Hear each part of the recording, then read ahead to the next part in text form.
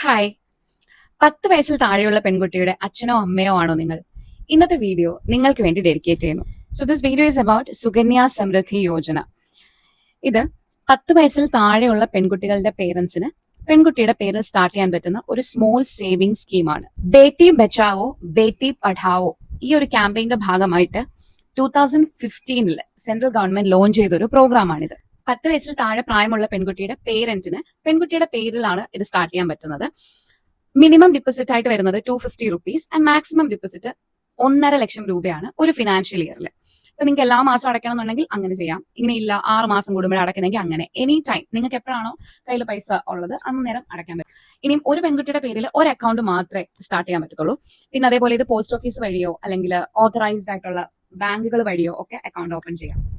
Account open ആയിട്ട് 21 വർഷം complete ചെയ്യുന്ന ദിവസമാണ് ശരിക്കും ഇതൊരു മെച്യൂരിറ്റി കംപ്ലീറ്റ് ആവുന്നത്. ഇനി അങ്ങനെയല്ല, നിങ്ങൾക്ക് 18 വയസ്സിലൊക്കെ ആവശ്യമുണ്ട് എങ്കിൽ യു ക്യാൻ പ്രിമച്യൂർലി ക്ലോസ്.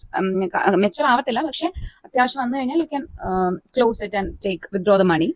നിലവിൽ വാഗ്ദാനം ചെയ്യുന്ന പലിശ നിരക്ക് എന്ന് പറയുന്നത് 8.2% ആണ്. അക്കൗണ്ട് ഓപ്പൺ ചെയ്യാൻ കുട്ടിയുടെ ജനന സർട്ടിഫിക്കറ്റും പേരന്റിന്റെ തിരിച്ചറിയൽ രേഖയും പിന്നെ ഫോട്ടോസുമായിട്ട് അടുത്തുള്ള പോസ്റ്റ് ഓഫീസിലോ അല്ലെങ്കിൽ നാഷണലൈസ്ഡ് ഓതറൈസ്ഡ് ബാങ്കുകളെയോ സമീപിക്കാവുന്നതാണ്.